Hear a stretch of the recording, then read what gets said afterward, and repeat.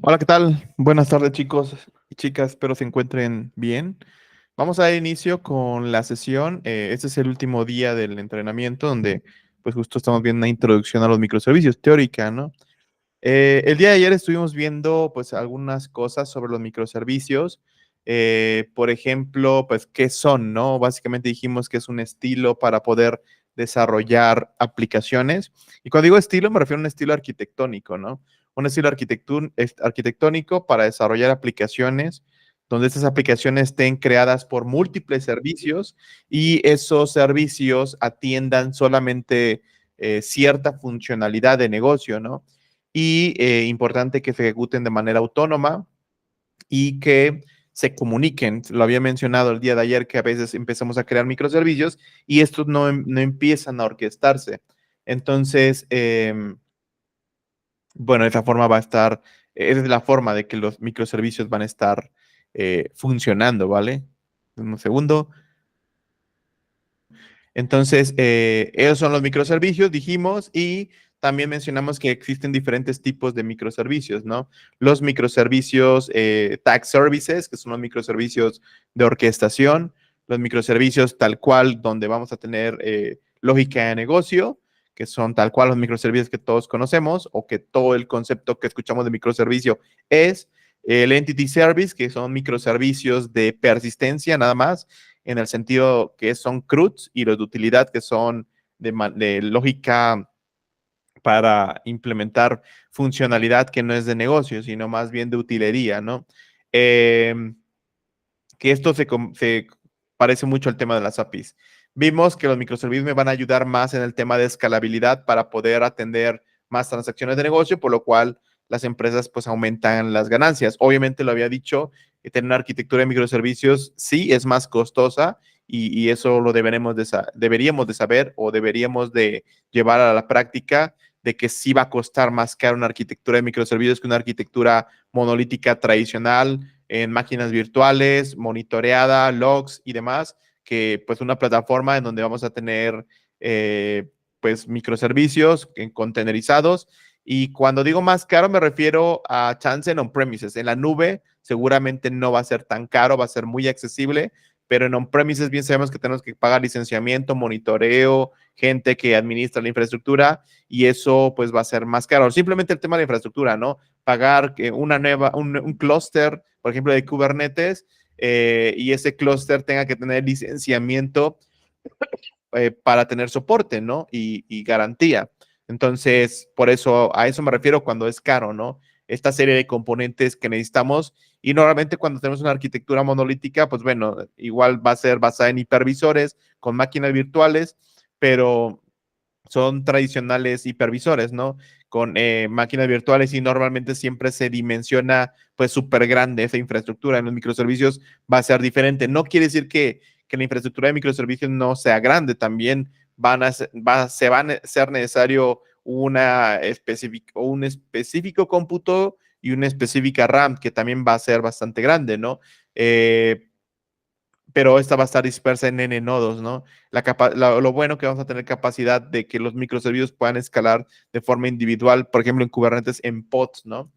Entonces, normalmente una arquitectura a nivel infraestructura en on-premise seguro va a estar muy caro y en la nube no tanto, ¿no? Porque en la nube podemos usar Kubernetes, por ejemplo, Fargate o EKS o GKA de Google Cloud y no paga licenciamiento, ¿no? Y está soportado por Google. Entonces, pues de esa forma puede funcionar. Denme un segundo.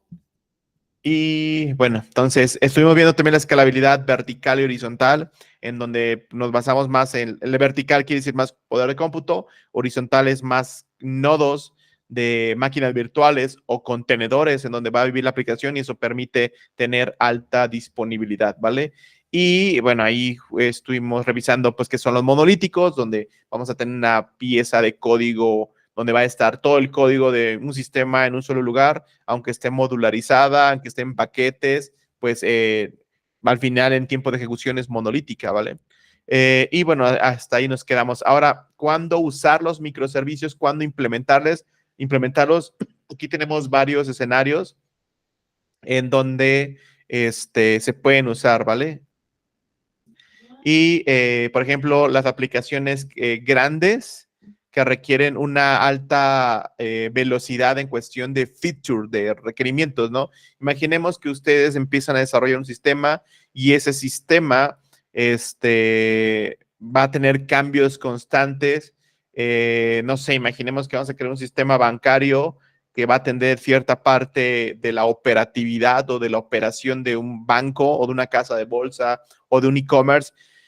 Sabemos que eso va a tener constantes cambios por los requerimientos normativos o nuevas funcionalidades de negocio, entonces vale la pena que podamos pensar que puede estar basada en microservicios, ¿vale? Porque va a tener constantes cambios y eso no queremos que viva en un monolítico y ese monolítico poder estarlo afectando N veces, y bien sabemos que cuando tenemos monolítico, pues tengo una alta dependencia y la integración es compleja. Entonces, puede ser un sistema grande que va a requerir cambios que van a ser constantes, ¿no? Un ejemplo es, por ejemplo, el e-commerce de Amazon.com, donde normalmente siempre está cambiando, o no sé, el de Mercado Libre o alguna plataforma grande en donde constantemente está evolucionando. Bueno, vale la pena hacerlo en microservicios, ¿no? También aplicaciones que son complejas y que van a requerir bastante transaccionalidad. Y es importante el tema de la transaccionalidad, porque siempre que vayan a pensar en microservicios es la pregunta que se tienen que hacer, ¿no? La aplicación que voy a desarrollar recibe miles o millones de peticiones diarias, vale la pena microservicios. La aplicación que voy a hacer, por ejemplo, una aplicación de RH, una aplicación interna, donde el tráfico no es tan grande o no tengo usuarios finales, sino más bien son usuarios internos y no tiene tanto tráfico, pues no vale la pena hacerla en microservicios. Una aplicación bien hecha, monolítica, en buena infraestructura, balanceada, podría darles buena transaccionalidad o buen performance sin tener que hacer microservicios y meternos en complejidades, ¿no? Entonces, siempre hay que hacer esa evaluación. Una aplicación que va a estar cambiando constantemente, una aplicación que va a tener gran transaccionalidad, hablo de millones de peticiones diarias en ciertos lapsos de tiempo o en ciertos horarios.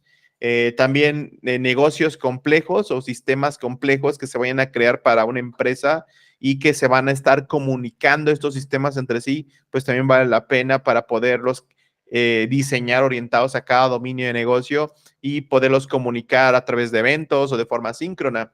Y pues también la idea es que no solamente se trata de la tecnología o de estos casos de cuándo implementar microservicios, sino también la idea es que vamos a cambiar la forma en que los equipos están compuestos, ¿no? En el sentido que vamos a crear pequeñas células de trabajo para poder delegarles o para poder asignar los microservicios, ¿no? Para que se vuelvan especialistas de un tema en específico, ¿no? Por ejemplo, el equipo de microservicios que va a ver temas de cuentas bancarias, otro que va a ver clientes, otro que va a ver crédito, otro que va a ver el e-commerce a nivel productos, otros que ven las transacciones de venta de los productos, otros que ven, no lo sé, la parte de validaciones generales para un cliente, no lo sé, pero no podría ser un equipo grande para atender todos los microservicios. Básicamente son pequeños equipos donde cada equipo tenga varios dominios o subdominios de negocio, los cuales puedan estar atendiendo cada uno de esos micros. No quiere decir que cada equipo va a tener un micro, sino va a tener uno o n dominios, pero enfocados a solamente cierta funcionalidad, ¿no? Por módulos, por programas, depende la complejidad de la empresa, depende la complejidad de la aplicación, pero también debemos de entender que no solamente se trata de tecnología, sino también el paradigma en cómo desarrollamos y también implementar metodologías ágiles, ¿no? En donde vamos a estar desarrollando microservicios basados en entregas continuas a través de un pipeline también de CI para estar integrando constantemente y de un CD para estar desplegando funcionalidad constante y que el stakeholder o los usuarios de negocio puedan validar constantemente lo que realmente se quiere hacer. Entonces, esos son casos cuando queremos usar pues los microservicios. Y también la idea es que si van a tener, hay empresas que están distribuidas en diferentes localidades en el mundo, pues pueden tener disperso el equipo en lugares, no importa el lugar, sino más bien importa cómo se segregan las funcionalidades, como lo había comentado. Y bueno, esos son casos para usar microservicios. Como se los había comentado, creo que uno de los escenarios más viables de implementar microservicios es cuando tenemos aplicaciones muy transaccionales, ¿no? He estado en escenarios de aplicaciones que reciben 15 millones, 10 millones, 5 millones de peticiones diarias y ahí vale la pena bastante hacer microservicios, ¿no? Si no tienen una transaccionalidad muy grande, no metámonos en problemas. No es moda, no es porque lo dice Amazon, lo dice Facebook, lo dice Google, no metamos complejidad en donde no debe de estar. Pero si ustedes van a tener un escenario así, pues podemos hacer la opción de microservicios. Y pues bueno, hay una serie de ventajas y no desventajas. Yo lo veo como más bien retos al momento de implementar estos microservicios, en donde la idea es justo, ahora voy a tener una serie de retos como voy a desarrollar de forma independiente equipos pequeños, multidisciplinarios, donde pues podamos delegar estas funcionalidades. Vamos a tener escalabilidad independiente y obviamente el concepto de escalabilidad, ya lo había mencionado, es más respecto a la infraestructura que propiamente la aplicación. Obviamente sí la aplicación importante que tenga que estar diseñada y desarrollada donde tenga esas capacidades de escalabilidad y que no guarden estado, ¿no? Perdón, y también el aislamiento de errores. Cuando tengo microservicios, pues si unos microservicios fallan, eso no afecta a la demás funcionalidad de la aplicación. Puedo tener stack de mixto, pero aquí hay que tener cuidado. Si el stack de tecnología que usan es Java, hagan sus micros en Java. Si es Node, háganlos en Node. Si es Python, háganlos en Python. No metamos complejidades que porque tomé un curso y me dijeron esto, dice Amazon, dice Google, dice alguien que tengo que tener 3 micros en Node, 3 micros en Java, 3 en Python, 3 en NetCore. No metamos complejidad, ¿no? El stack de tecnología que usemos, ahí es donde lo tenemos que usar, ¿no? Sí, va a haber escenarios en donde vamos a necesitar cierta tecnología en específico para un requerimiento muy puntual, donde podamos mejorar el performance, hacer con microservicios más fragmentados, más pequeños, pero solamente dos escenarios, ¿no? Si programamos Java, háganos microservicios en Java. Más bien elijamos un buen stack de tecnología, Spring Boot, Quarkus, Microprofile, Payara, el stack de tecnología que quieran o el lenguaje, pero y aparte un buen lenguaje y una buena comunidad del framework que vayan a usar para que tengan soporte para cualquier duda, para errores y N cosas, ¿no? ¿Para qué vamos a usar algo que no hay comunidad, no hay soporte y solamente porque me lo dijo un proveedor o porque pues está de moda, ¿no? Entonces tenemos que, obviamente hay un análisis de por qué voy a utilizar un stack en específico. También me van a ayudar servicios a que tengan una mantenibilidad mejor, o sean más mantenibles porque obviamente están desacoplados y cada uno tiene sus repositorios de código de forma independiente. La tolerancia a fallos va a ser mayor en el sentido de que pues si ocurre algunos problemas, algunas incidencias o algo por el estilo, voy a tener mayor tolerancia en ese aspecto en específico, en ese módulo en específico, pero también va a haber una serie de patrones que podemos implementar en los microservicios para ver si falla, hacer reintentos, hacer pooling o, por ejemplo, en plataformas de administración de containers, estas propiamente tienen reinicios, ¿no? Si un container llegara a fallar, pues propiamente su trabajo es volver a crear una instancia, ¿no? Entonces es más tolerante a fallos el tener microservicios, ¿no? Y la alta disponibilidad, que yo le había dicho, está más enfocado a la infraestructura. También vamos a distribuir la carga respecto a las funcionalidades. A veces las aplicaciones, hay unos servicios en específico que son los más concurrentes, ¿no? El de login, el de justo los microservicios de registro, los microservicios de venta, los microservicios de pago, y hay ciertos microservicios que no tienen tanta transaccionalidad,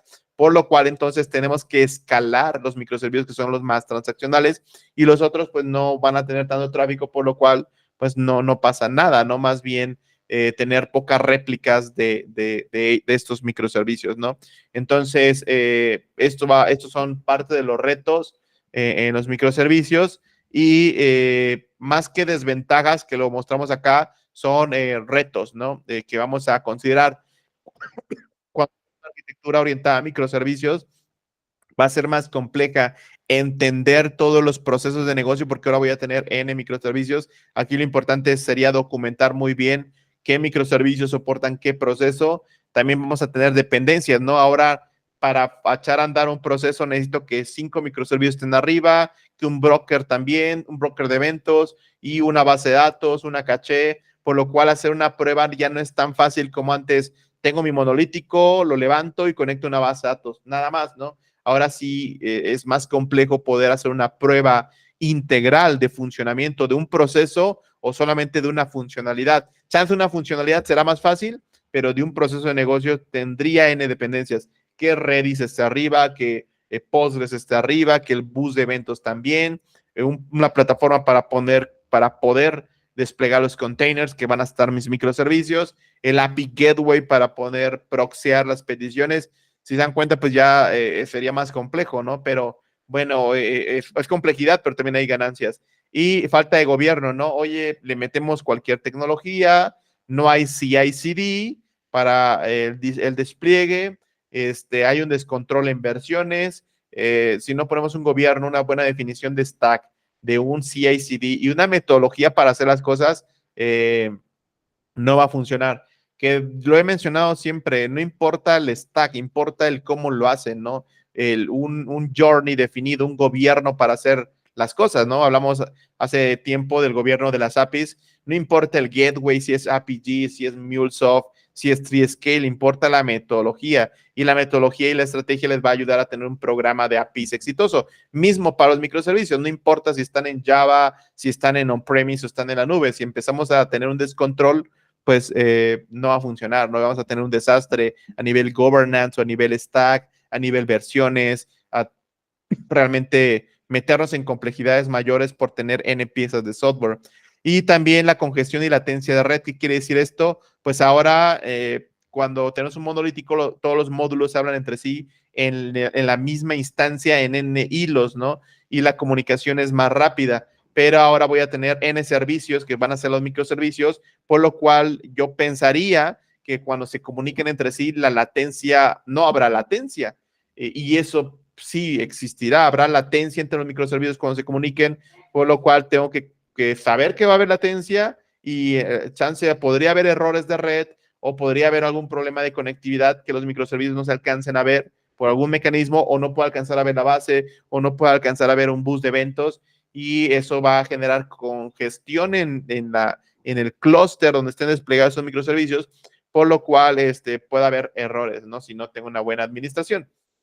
También la integridad de los datos es uno de los retos más complejos porque ahora también la teoría dice que los microservicios deberían tener su propia base de datos, pero aquí tengan cuidado, no se trata de un engine por cada micro, porque eso a nivel financiero no va a ser viable. Tener 10 instancias de base de datos porque son 10 microservicios o 50 instancias porque son 50 microservicios, ya sean de una base de datos relacional o no relacional, un Mongo, un Postgres, un MySQL, un SQL Server, un Oracle, no va a ser viable administrar tanto financieramente, tanto licenciamiento o no, o sea que sea de tipo open source, o no habrá, pues no va a ser escalable el equipo necesario para poder administrar tantas bases de datos. Entonces, aunque la teoría lo diga, no será así. Básicamente es una base de datos engine, ya sea relacional o no relacional, o las dos, y cada uno debería tener sus esquemas de datos. A ese esquema se le conoce como base de datos compartida, shared database, ¿no? Por microservicio. Entonces, no caigamos en esas confusiones porque es que lo leí en un blog, es que me lo dijo Amazon, me lo dijo Google. Pues suena muy bonito, pero en la realidad pagar algo así empresas lo van a poder pagar, pero muchas empresas es inviable financieramente, porque bien sabemos que las bases de datos tienen que tener soporte, garantía, infraestructura para poder poner esas bases de datos, storage, RAM, CPU, y entonces no creamos esa teoría de que voy a tener miles de bases de datos. Es inviable financieramente y técnicamente administrar N, a menos que tengamos un equipo súper grande, ¿no? Y normalmente las empresas no lo tienen. Entonces, la integridad de datos va a ser importante porque ahora cada micro va a tener su propio esquema de datos. Entonces, antes podía hacer un query para poder seleccionar data de N tablas. Ahora, si esa data está distribuida en N esquemas de diferentes bases de datos, pues va a ser más complejo hacer la integridad de la información, que justo los microservicios se maneja una consistencia eventual. En algún momento del tiempo, la información será consistente. Y obviamente uno de los retos, la administración, ¿no? Que lo había mencionado, implementar CI/CD para el despliegue y la integración continua y implementar metodologías ágiles para desarrollar. Que justo es lo que dice acá, control de versiones y también las habilidades, que justo ustedes están en este training porque queremos incrementar nuestras habilidades en conocimiento, entonces, pero pues muchas empresas también no invierten en capacitación, entonces imagínense pues cómo van a hacer microservicios leyendo un blog, un libro, lo que sea, que no digo que está mal, pero sí las empresas deberían de invertir en capacitación para habilitarlos y poder implementar bien una estrategia de microservicios en las aplicaciones. He visto en muchos lugares hacer microservicios sin teoría y sin nada y terminan con N aplicaciones monolíticas, sin containers. Me ha pasado ver escenarios en donde sí hicieron los microservicios, no compraron ninguna plataforma o no usan la nube pública, entonces ponen Docker en las máquinas virtuales o en los servidores dedicados y ahí están corriendo sus microservicios por falta de presupuesto y por falta de desconocimiento. Entonces, necesitamos tener las habilidades para poder implementar microservicios. Y también va a haber una complejidad a nivel operación. ¿Qué quiere decir esto? Cuando ustedes, chance, no sé si aquí alguien se dedique al tema operativo, pero en grandes empresas hay equipos específicos para operar 24/7 una aplicación. Y hablo de la aplicación y la infraestructura. Entonces, ahora administrar clúster de Kubernetes con N microservicios, monitorearlos, CPU, RAM, logs, transaccionalidad, peticiones, es más complejo operar una aplicación basada en microservicios que una monolítica, ¿no? Y obviamente complejidad que vamos a añadir si no delimitamos bien el contexto de los microservicios, ¿no? Que lo vimos en las APIs, ¿no? Si empezamos a cargar con N funcionalidad de los microservicios, donde eso no le corresponde, porque podremos sacar otro contexto diferente, va a pasar de empezar a crear microservicios muy cargados. Y pues también la complejidad del estado entre microservicios, la comunicación que va a haber. La idea es que los microservicios no guarden estados, sino más bien sean microservicios que el estado lo persisten en la base de datos. La sesión se va a manejar de otra forma, por ejemplo, con una caché. Y pues bueno, es más complejo hacer microservicios, pero no por esto se desanimen y digan, no, pues está bien feo hacer microservicios, hay muchos retos, porque muchos de esos retos, más que desventajas, lo resuelve la plataforma en donde los despliegan, ¿no? El Service Discovery, Login y demás, ahorita lo vamos a ver, lo resuelve. Entonces, ustedes nada más se tienen que dedicar a desarrollar microservicios, ¿no? Chance implementar algunos patrones internamente, pero muy pocos. La mayoría lo debería de gestionar la plataforma, como Kubernetes, por ejemplo, o Docker Swarm, o Docker Enterprise, o Pivotal Cloud Foundry, o Rancher, depende que usen, ¿no? De tecnología, o OpenShift, o si se van a la nube, Fargate, o en Kubernetes de AWS, o de Azure, o de Google Cloud, no importa cuál, ya hay muchas cosas que van a resolver esas plataformas, ¿no?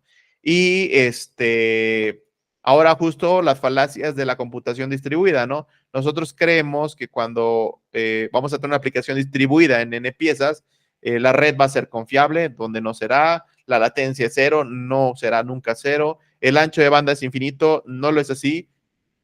Chance ustedes no lo ven, pero ustedes cuando montan aplicaciones y más hablan un esquema en on-premises, hay ancho de banda definido para la comunicación entre servidores. Entonces nosotros normalmente no administramos eso, no es nuestro rol, pero hay gente administradora de infraestructura que sí tiene que especificar el tamaño de ancho de banda entre cada uno de los servidores. Entonces, vemos que es infinito y pues eso no sucederá. Y también creemos que la red es segura, la topología no cambia, que solamente va a haber un administrador y pues eso no sucede, siempre hay N administradores de infraestructura y aplicaciones, el costo del transporte y que la red es homogénea. Entonces aquí está el perrito pensando que son puras promesas, pero en la computación distribuida, o sea, aplicaciones que están en diferentes nodos, en diferentes, ejecutándose de forma autónoma, esto no sucederá, por lo cual tenemos que resolver algunos de esos retos, ¿no?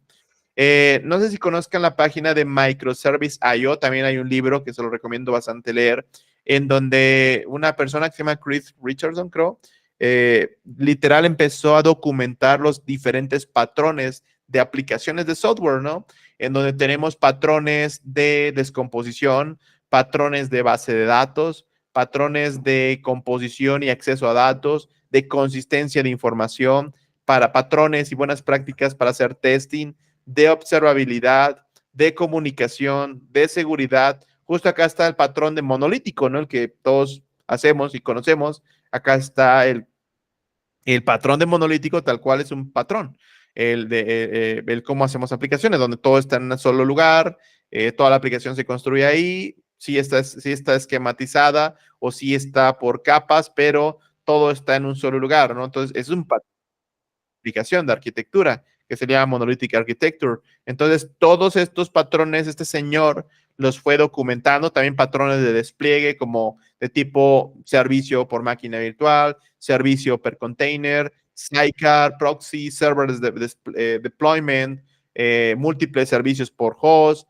Todos estos pues son patrones tanto de infraestructura, por ejemplo, son patrones de despliegue, patrones de service discovery, patrones de APIs públicas, APIs privadas, y bueno, un buen de patrones, ¿no? Este señor los documentó y ustedes pueden acceder a su página para que vean cómo resolver algún problema en específico, o sea, tal cual el patrón implementa una resolución de una problemática en específico, ¿vale? Y justo, básicamente, este señor dice que la arquitectura de microservicios no es una solución específica, sino hay varias formas de detectar cuándo usar microservicios y cuándo no. Y aquí lo tiene, como lo pone como dos objetivos.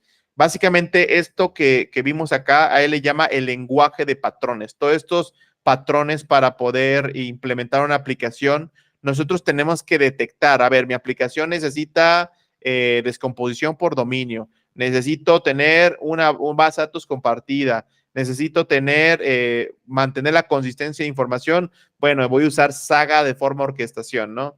Necesito tener Service Discovery para poder encontrar los microservicios desplegados en un clúster. Entonces, él dice lo siguiente, que el lenguaje de patrones, que es el que acabamos de ver, te permite decidir si los microservicios son adecuados para tu aplicación. Entonces, si tú empiezas a leerlos y a ver cada uno de los patrones, y tú dices, oye, mi aplicación hace match con esos patrones, entonces quiere decir que necesitas microservicios. Y el otro es que el lenguaje de patrones te permite utilizar la arquitectura o esos patrones de forma correctamente, ¿no? O sea, primero es detectar, ¿tu aplicación tiene alguno de estos patrones? Sí, entonces son microservicios. La otra es, hay que implementarlo de forma correcta y justo con su documentación y con sus prácticas que él tiene, puedes saber si tu aplicación está para microservicios y cómo implementar los patrones de una forma correcta. También les recomiendo que no pasa nada empezar como monolítico y cada funcionalidad que ya empieza a tener muchos cambios, una funcionalidad que sea bastante escalable o transaccional, pues tú le empiezas a acoplar en servicios, ¿no? En microservicios, pero sí comiences con un monolítico. Entonces, a veces me ha pasado ver clientes que dicen, no, es que vamos a empezar con micros. Oye, pero es que tú no tienes transaccionalidad, no importa, queremos buena tecnología y está a la moda.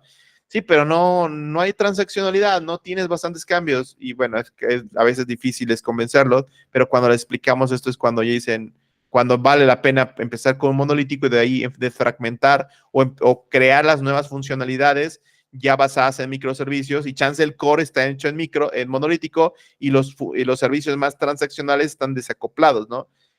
Bueno, hay diferentes patrones, chicos y chicas, que son los más como conocidos en los microservicios como Service Discovery, ¿no? Que es una forma para que los microservicios se hablen entre sí. Y ahorita vamos a ver unas imágenes. El tema de API Gateway, que ya lo habíamos platicado, toda la administración de datos para la consistencia eventual y los patrones de despliegue. ¿Por qué le digo que esos son como que los más conocidos? Porque justo con Service Discovery te permiten que los microservicios se hablen, comunicarlos entre sí de diferentes formas. El API Gateway, pues ya dijimos, ¿no? Todos los requerimientos no funcionales deberían de estar en el API Gateway.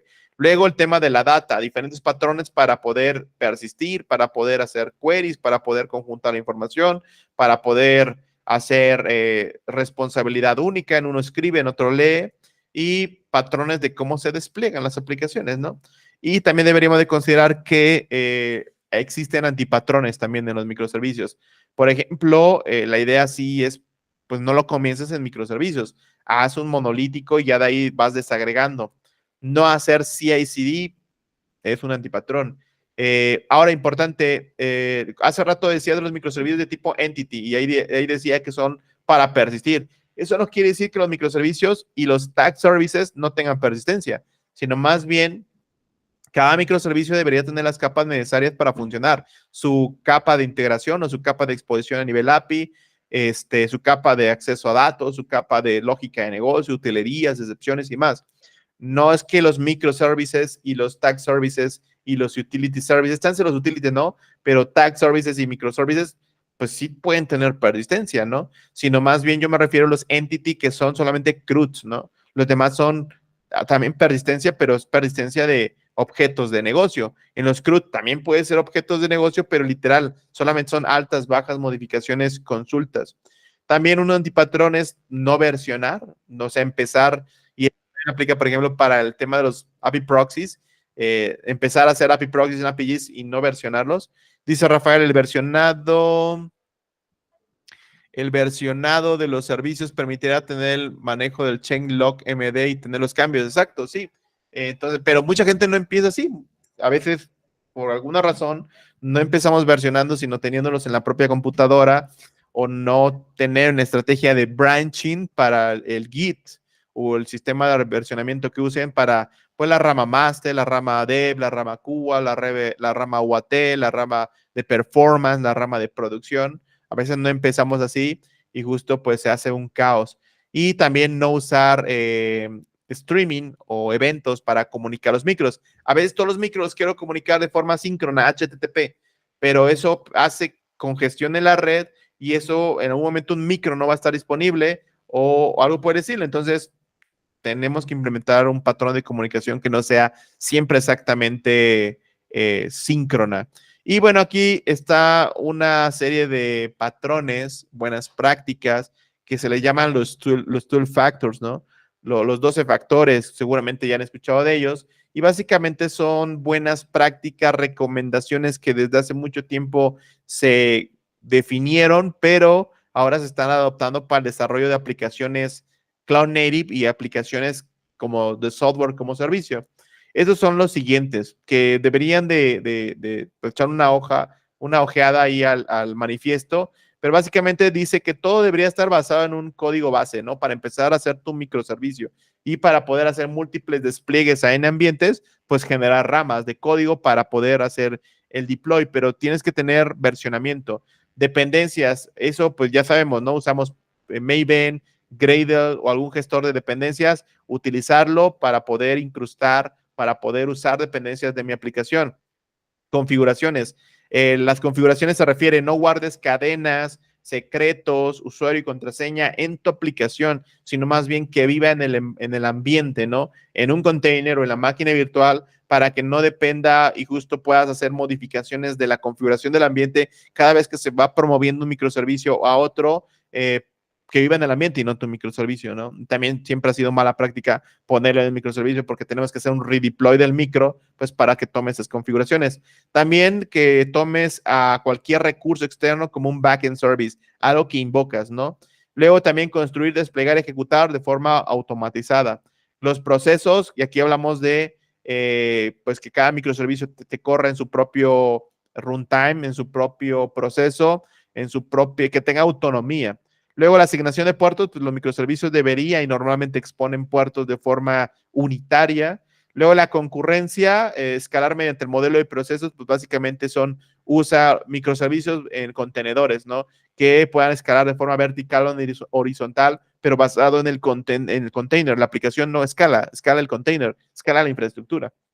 Desechabilidad quiere decir esta opción de que hagas un microservicio hoy en Java y después puedas cambiarlo a otro lenguaje de programación y también arranques rápidos y detenciones pues también rápidas, ¿no? Finalizaciones seguras, que quiere decir, si un micro falla, pues rápido inicia y rápido termina, ¿no? Que sean, pues aquí lo maneja como desechables, pero básicamente que puedas cambiarlo de lenguaje de programación por alguna necesidad en específico y o también el uso de containers, ¿no? Rápido arranca, rápido se destruye. Si alguna falla o ya no necesitas ese micro. Ahora, cada vez que apagues un micro, toda la arquitectura de microservicios debería seguir funcionando, aunque apagues un micro, ¿no? Si lo apagas, lo demás, si generan dependencia a él a través de eventos o a través de peticiones síncronas, tiene que ser controlado. Luego habla de paridad en desarrollo y producción, containers, ¿no? Si yo hago mi aplicación en Windows y en producción la despliego en Red Hat Linux, no hay paridad entre ambientes, ¿no? Más bien hago un container que lo despliego en Windows, no importa, o un container que despliego en Linux, y luego también está en Cuba y luego está en producción, pero es el mismo container, ¿no? Entonces habla de generar containers para justo ambientar tu aplicación y la puedas ir promoviendo entre ambientes. Luego los historiales habla de tratar las transacciones como una historia de eventos. Básicamente lo que se trata es un bus de eventos para que los microservicios se puedan comunicar entre sí. Y la administración de procesos, pues básicamente se trata de scripts, el cual tú puedas hacer para poblar una base de datos, cargar, generar archivos, o sea, como las precondiciones que necesitas para arrancar tu microservicio y que son scripts que ejecutes una vez para que todo esté ambientado o cuando se destruye que elimine todo, ¿no? Entonces, estos 12 factors se definieron para hacer software cloud native y software como servicio. Es una serie de buenas prácticas. Sería bueno que ustedes en el software que construyen diario hagan este check, ¿no? A ver, yo tengo una fuente de código base, sí. La configuración está en el micro, no. Sí, la embebo, no está en el ambiente, pues debería, ¿no? Oye, tengo CI/CD, sí. Oye, la escalabilidad es a través de containers, sí. La concurrencia es de esta forma, sí, entonces deberían hacer un check y si la mayoría de cumplen, eso quiere decir que están haciendo un software bien y si no, pues más bien cambiarlo, ¿no? Eh, y pues bueno, también importante, ya lo había mencionado, los microservicios se van a comunicar entre sí, por lo cual debemos de saber que los microservicios en un esquema síncrono se ve de esta forma. Un cliente hace una petición al API Gateway que ya vimos. Este API Gateway lanza una petición al microservicio A. El microservicio va, hace una petición síncrona al microservicio B y B hace una petición síncrona al microservicio C. Todo fue síncrono, ¿vale? Por lo cual A espera una respuesta de B y B espera una respuesta de C. C le contesta en algún momento y luego B le contesta en algún momento A y A responde al API Gateway y el API Gateway le responde al cliente.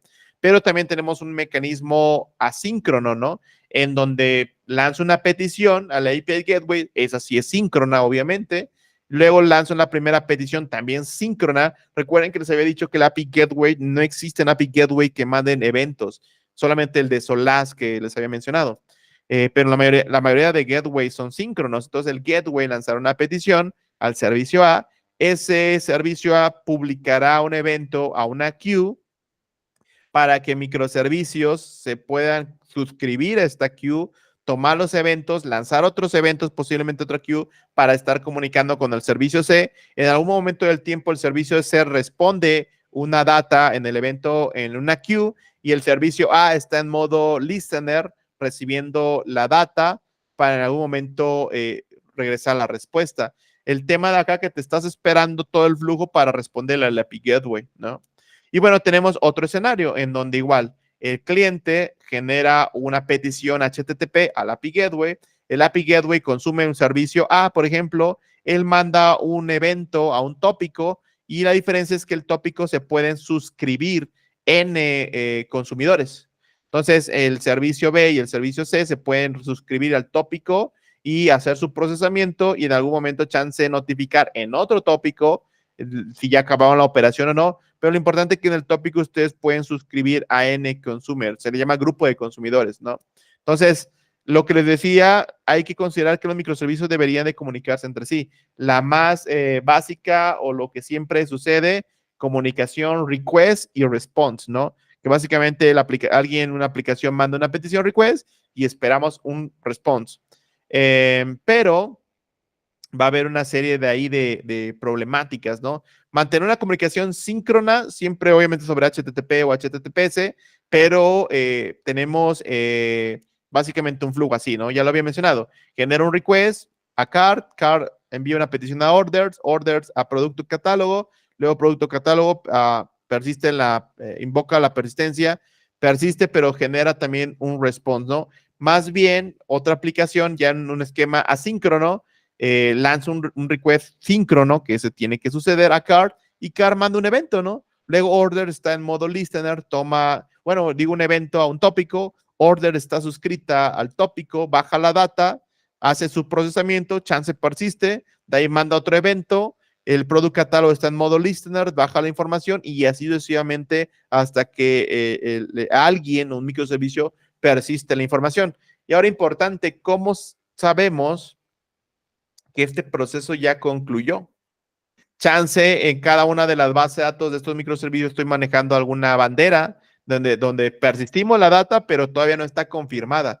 Y en el momento en que Product Catalog persiste la data, podría lanzar otro evento a los otros, a un tópico, y los otros microservicios como que están en un evento de confirmación o de consistencia. Si el microservicio último persistió y la data está bien, entonces lanza un evento, todos los microservicios están suscritos al evento de consistencia, bajan la data y hacen un update a nivel base de datos de cada uno de ellos para decir, llegó al final, eso quiere decir que toda esa transacción está concluida, ¿no? Hay unos patrones para justo mantener o hacer consistencia eventual, como se llama, hay un patrón que se llama Saga, Saga por orquestación o Saga por coreografía, que justo es para poder persistir todo un flujo, todo un proceso persistente y hacer procesos inversos como eliminaciones o update si algo falló. Imagínense si al final en este esquema fallara, ¿no? No persiste. Entonces tendría que mandar un evento de rollback para que todos estos hagan su operación inversa. Si hicieron insert, hacer delete. Si hicieron update, pues otro update, ¿no? Para devolverlos al estado original. Entonces, ¿por qué tienen que hacer eso? Porque ahora toda la data de cada uno de los microservicios, pues está separada en diferentes esquemas de datos. Mismo engine, diferentes bases de datos. Entonces, es más compleja llevar una consistencia de información, pero obviamente vamos a tener un buen de ganancias. Ahora, siempre, y he visto muchos clientes que hemos tenido, la base de datos sigue siendo monolítica. Una base de datos relacional con sus tablas y demás, sí N microservicios, sí N APIs, en cualquier API gateway, pero la base de datos es monolítica, por lo cual siempre recordemos, una base de datos monolítica va a estar, obviamente depende de las capacidades de cómputo, pero si es una base de datos relacional, pues normalmente es más lenta, ¿no? Porque siempre checa la integridad referencial de la información y demás. Los microservicios tendrían que persistir de forma coherente la data, y normalmente siempre las aplicaciones en microservicios inicialmente son monolíticas las bases de datos. Ya de ahí vienen otras necesidades de sacar chance, migrarlos a la nube o algo por el estilo, y es cuando las empiezan a desacoplar.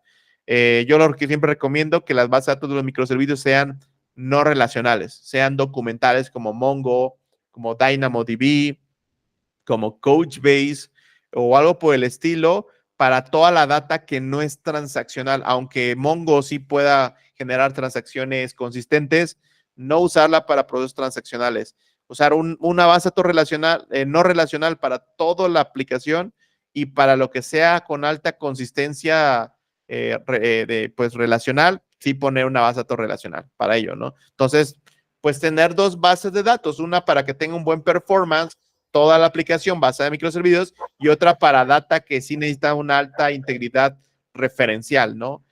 Obviamente todas esas tablas, todos esos modelos de datos van a vivir en esa base de datos, y todo lo demás en algo no relacional, en algo no SQL, ¿vale? Y por ejemplo, cuando tengo una comunicación síncrona y cuando orquesto un proceso, por ejemplo, aquí tengo un servicio de agregación, el cual justo orquesta llamar a un servicio llamado User Profile, a otro llamado Review Service y otro Order Service. Si alguno de ellos falla, la petición siguiente, pues se mantiene lenta, ¿no? Porque de hecho hasta se puede quedar esperando la transacción al segundo micro y no lanzar la petición tercera. Aquí depende mucho cómo desarrollen sus aplicaciones, pero este flujo pudo haber sido dependiente, ¿no? Que la data del primer micro la usen para el segundo y la del segundo la usen para el tercero, que es como se ve acá. Si lo manejan en esquema de eventos, Ustedes lanzan un evento a este bueno, a un bus de eventos, obviamente, el microservicio reacciona, se suscribe, procesa, pero cada uno de los micros podría transaccionar de manera independiente. Obviamente hay que ver esa funcionalidad para que se procese en paralelo y no sea secuencial, ¿no? Pero eso cambia entonces la comunicación. Ese es un esquema síncrono. Deberíamos de cambiarlo de forma síncrona, en donde yo publico un evento, todos los micros reaccionen y procesen de forma en paralela para ahora justo reducir el tiempo de procesamiento, ¿no? Todos procesan en paralelo y obtengo una respuesta final para responder, ¿no? Y no que sea secuencial, porque pues normalmente eso va a pasar. Ahora también, en cuestión de comunicación síncrona, puedo tener un ejemplo de esta forma. Tenemos un microservicio 1 y 2, que invocan otro microservicio para hacer una autenticación a una base de datos. O lo que podría hacer es embeber una librería dentro del microservicio y cada uno de ellos haciendo el acceso, obviamente no meramente el micro, sino la librería haciendo el acceso a la base de datos, ¿vale? Se puede embeber como librería o pues generar comunicación HTTP en donde este micro invoque este login service, luego este micro invoque otra vez nuevamente el login service, o embeber esta funcionalidad en algo que no sea un micro, sino en vez de generar esta petición HTTP que es latencia, porque es val request y espera response, ¿no? Val request y espera response. Más bien, esta librería se embebe en el micro y desde ahí genera la petición directamente a la base de datos, evitando esta latencia que está generando cada micro para invocar el microservicio de login service. Login service se encapsula en una librería, se embebe y cada uno de ellos pues generaría la petición directa pues a la base de datos, obviamente a través de este login lib, ¿no? Normalmente sí lo podrían hacer. Y para el tema de comunicación asíncrona, obviamente vamos a necesitar un bus de eventos y hay una serie de ventajas y desventajas. Por ejemplo, cuando tengo una comunicación asíncrona, pues básicamente necesito una conexión hacia los brokers. Si usan Kafka o RabbitMQ o algún broker de mensajería, pues básicamente lo que estoy haciendo es hablándole a un clúster de broker para publicar los mensajes, ¿no?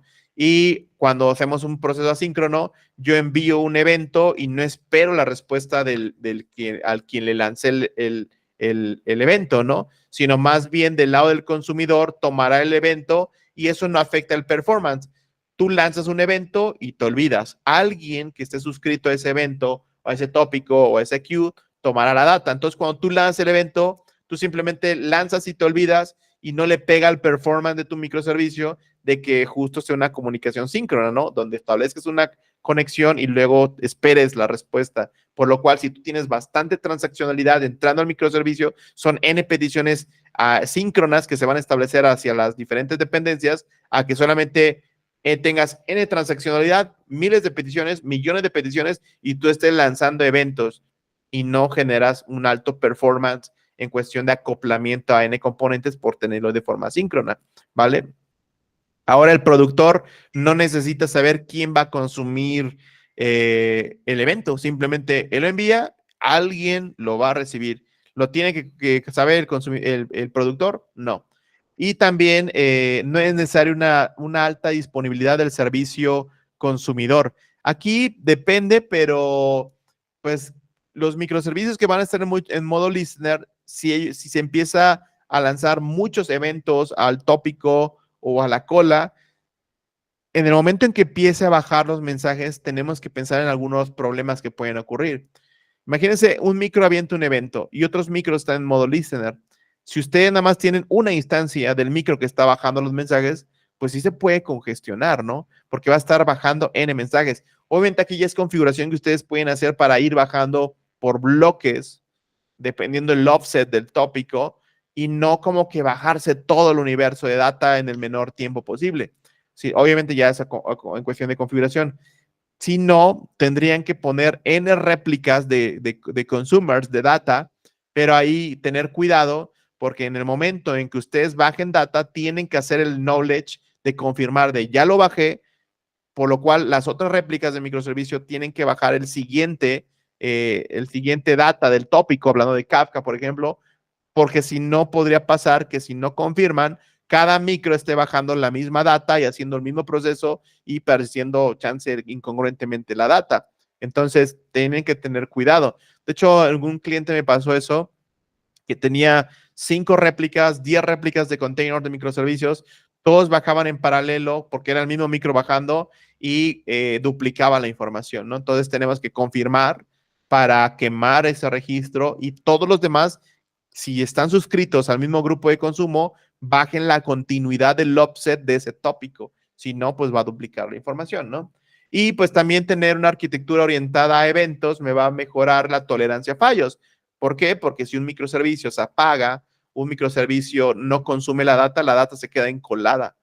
En un momento del tiempo ese microservicio otra vez va a estar activo y pues va a descargar la información en el punto en donde se quedó, por lo cual volvemos a la arquitectura más tolerante. En un esquema síncrono, un micro llama a otro micro y ese no está disponible, hace reintentos y nunca está disponible, esa transacción se tiene que reintentar en algún momento del tiempo. En un esquema asíncrono, llega un evento, este micro no está o N micros más no están, pues la data se queda encolada. Obviamente ahí hay que tener buenas prácticas de manejo de ese broker, porque los brokers de mensajería no son una base de datos, ¿vale? No son un Oracle, no son un SQL Server, Postgres o algo por el estilo. Los brokers de mensajería tienen un tiempo de esa data, de retención, se le llama. Entonces, tener cuidado de que yo les digo, oye, si hay más tolerancia, pero hablo de tolerancia de horas, chance de días, pero chance de una semana o más, la data que se persiste, porque pues estos brokers sí tienen storage, hay un periodo de retención y en el momento que se acaba ese periodo de retención, la información se pierde. No es, bueno, al menos hay TIBCO, Business TIBCO, en su solución del IMS, sí tiene persistencia, ¿vale? Tiene una base de datos. No digo que Kafka no la tenga, también lo tienen, pero ahí sí puedes recuperar la data aunque haya un periodo de retención, ¿vale? Porque tiene una base de datos puesta tal cual. Los demás brokers, Kafka y demás soluciones tienen storage para guardar la data, pero el problema acá es que sí se les configura periodo de retención, ¿vale? Y acá no es básicamente desventaja, básicamente perdón, sí es desventaja. Va a haber mayor complejidad cuando ustedes crean un sistema de forma síncrona, el sistema se vuelve más complejo porque si ustedes no describen y versionan los contratos de interfaz ahora de mensajes, recordaremos que cuando vimos la parte de APIs, vimos Async API. Async API era la especificación para documentar eventos, ¿no? Entonces, sí, importante que también los documenten para que entiendan y documenten su sistema basado en eventos, ¿no? Y también la dificultad de manejar errores en componentes con comunicación asíncrona, pues es más compleja en el sentido de las configuraciones de ciertos brokers o las configuraciones si no la manejamos de forma externalizada para promover entre ambientes, ¿no? Y el alto acoplamiento que ahora van a generar con el broker, ¿no? Ahora, si el broker no está disponible, pues no hay transaccionalidad eventual, ¿no? Todo tendría que ser de forma síncrona. Y también hemos hablado de la latencia. Si la latencia se produce en la red donde está desplegado su micro y ese clúster de brokers o de Kafka o del bus que manejen, entonces pues será lenta la publicación de mensajes. De hecho, tuve un proyecto que me pasó en donde publicábamos millones de mensajes, pero se estaba congestionando la red, por lo cual se tronaba la comunicación y tal cual decía que se desconectaba del broker, pero era porque había tanta publicación de mensajes, o sea, millones de mensajes entrantes, que tal cual el ancho de banda asignado a ese broker no era tanto que no era Kafka, era que el ancho de banda era poco, por lo cual se ingestaban demasiados datos que no se podían transmitir correctamente. Y bueno, también debemos de saber que estas plataformas deberían de monitorearse, ¿no? Y tal cual eso es costo que debe de haber. Ahora, siempre que hacemos microservicios, a mí me gusta presentar este slide porque debemos de enfocarnos, sí, el equipo de desarrollo va a seguir desarrollando aplicaciones ahora basadas en microservicios, pero el equipo de arquitectura ya sea arquitectura a nivel infraestructura o arquitectura a nivel software, tiene que resolver estos retos al implementar microservicios. Los retos son, ya lo hemos hablado algunos, config management, que es que los micros no tengan variables, ni passwords, ni certificados ahí, ni cadenas, ni endpoints. Todo eso debería vivir en el ambiente. Service Discovery, que es la forma de comunicar los micros. Resiliencia y tolerancia. Si los micros fallan, ¿cómo se van a reiniciar? ¿Cómo se van a generar? Si hay latencia en la red, ¿cómo lo vamos a resolver? Un API Management, ya lo vimos en el módulo de APG, ¿no? Algo que me permita centralizar todo el tráfico, la seguridad, la cuota y demás. Las plataformas, las aplicaciones basadas en microservicios deberían de tener un API Management. Póngale la marca que sea, ¿no? Si es API, pues ya lo conocen. Entonces, muchas también aplicaciones he visto no tener eso. Tienen Kubernetes, tienen micros y no tienen un API Gateway. No digo que no funcione, sino todos los requerimientos no funcionales los tienen que poner los microservicios. ¿Es viable? Es viable. ¿Que sea la mejor práctica? Chance no. Pero bueno, a veces mucho depende del presupuesto y de los conocimientos. Entonces, una plataforma de microservicios debería de tener un gateway, ¿no? Servicios de seguridad, logs centralizados, porque ahora voy a tener N logs de N microservicios. Ya no es lo mismo de tener una aplicación en 20 máquinas virtuales con cierta capacidad de cómputo y solamente monitorear 20 máquinas. Checar los logs de 20 nodos, ¿no? Ahora voy a tener que checar los logs de miles de aplicaciones o cientos de aplicaciones y eso pues es complejo. Obviamente hay herramientas para poder juntar todos los logs. El tema del monitoreo también centralizado. Ahora tengo que monitorear tanto los nodos del clúster, por ejemplo, de Kubernetes, y cada uno de los microservicios en RAM, CPU o alguna métrica también de errores más. Tracing distribuido, que justo es la forma de saber cómo se están ejecutando los microservicios y la dependencia que hay entre ellos. O sea, qué micro invoca a qué otro micro de forma síncrona o asíncrona. ¿Y para qué sirve esto? Para encontrar errores, para encontrar latencias altas o congestiones de tiempos altos. Necesitamos implementar herramientas de tracing distribuido para encontrar errores pues, en tiempo de ejecución. Como les había dicho, todo esto, en vez de que lo pensemos, porque seguramente ya algunos de ustedes tengan esa experiencia, no lo tenemos que resolver con software, se lo debemos de delegar a la plataforma.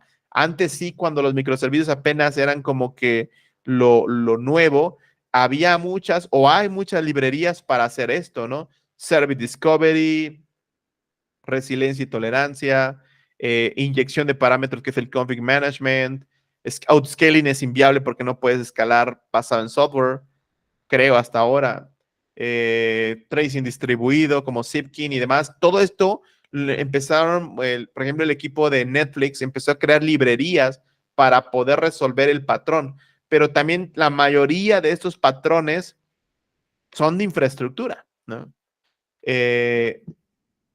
O se resuelven en el ambiente, no en el microservicio. El microservicio debería ser lógica de negocio. ¿Por qué tendremos que tener capas de arquitectura? Que lo tienen, muchas aplicaciones tenemos módulos de arquitectura y está bien, no digo que está mal, pero la mayoría de esos patrones ya en el tiempo los ha resuelto las plataformas como Pivotal, Kubernetes, OpenShift, la marca que quieran, ¿no? Entonces, todos estos patrones que me faltó el de scheduling y el de auto-healing, el de autocuración básicamente es que si un micro falla, él se vuelve a restartear, se vuelve a reiniciar. Y agendamiento de despliegues y todo el esquema de escalabilidad, pues también, ¿no? Lo deberían de considerar los microservicios. Entonces, cuando empezamos a hacer micros, mucha gente, y la verdad no creo que esté mal, dice que es muy fácil. Sí es fácil, simplemente te toca hacer el micro que haga cierta funcionalidad, está bien, pero todo lo demás que son estos patrones, en primera ya lo resuelven muchas de las plataformas, no deberíamos de embeberlos en el microservicio como Eureka, como N plugins o N dependencias que te ayudan a resolver con software un patrón. Todos estos patrones lo resuelven las plataformas, ¿vale? Y que estén en on-premise, estén en la nube, lo resuelven de diferentes maneras, ¿no? Entonces, ustedes que justo que están tomando este curso sí, hacer un micro está fácil, o sea, persistencia, exponer un API, capa de negocio, pero resolver esos patrones, ahí sí ya no está tan fácil. Pero tampoco es tan difícil porque la plataforma te va a ayudar, ¿no? Y cuando digo plataforma me refiero a Kubernetes, ECS, Fargate, GKA, Docker empresarial, OpenShift, pongan el nombre que quieran, ¿vale?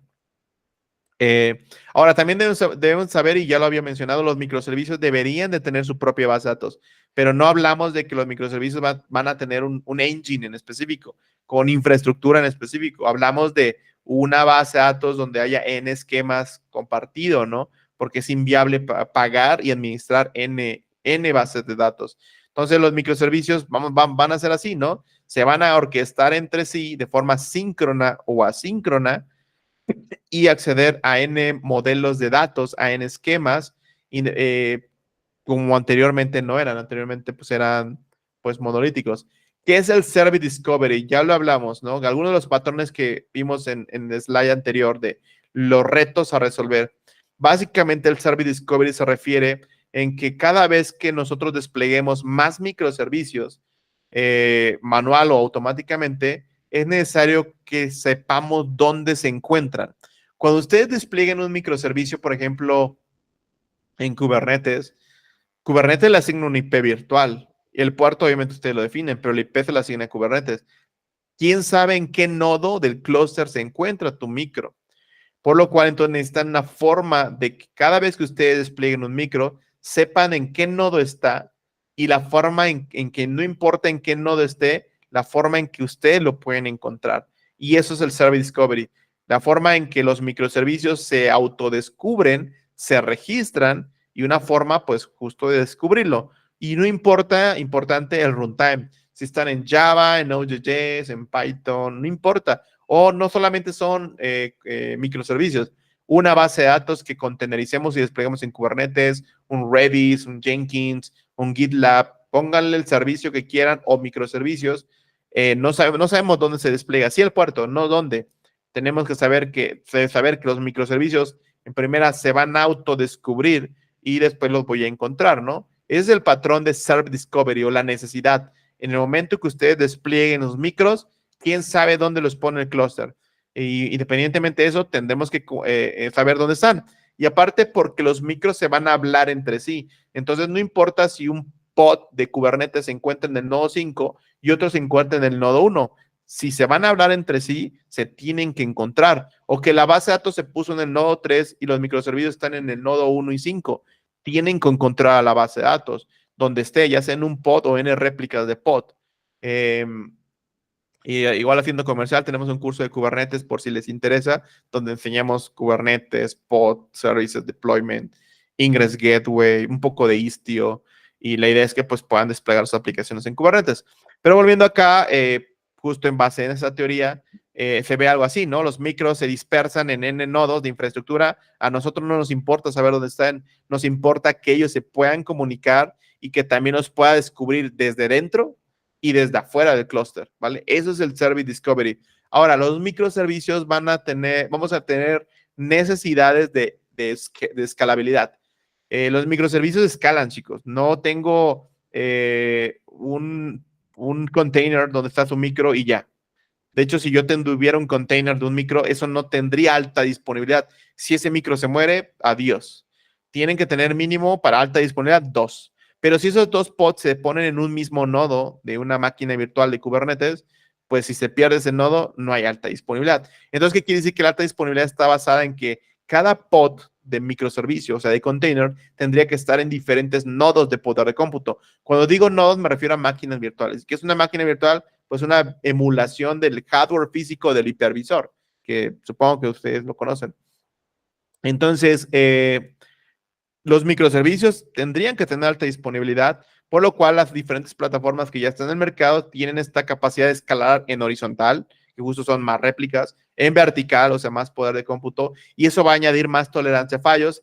Eso debería estar desplegado de forma automatizada y no importa el runtime para poder escalar, ¿no? Y aquí, bueno, algunas imágenes de, por ejemplo, la arquitectura de Netflix, ¿no? Ellos corren en Amazon Web Services, tienen un Elastic Load Balancer que justo toda la transaccionalidad que llega de ese balanceador cae a su API Gateway. Ellos escribieron su propio API Gateway que se llama Azul Gateway, que justo básicamente es un ruteador basado en software, donde llega la petición y este ruteador encuentra el microservicio basado en un Service Discovery y dirige la petición allá, ¿no? El, tenemos que hacer un análisis y eso justo también, quien tenga necesidad de eso, hay una empresa llamada Mega Cloud que justo yo participo ahí, podemos apoyarlos, porque cuando ustedes hagan microservicios tienen que detectar cuáles son los microservicios más escalables para que cuando los desplieguen, estos estén ya con ciertas réplicas u otros podrían estar en ciertas réplicas y un momento de escalabilidad mayor, pues escalar de forma obviamente horizontal.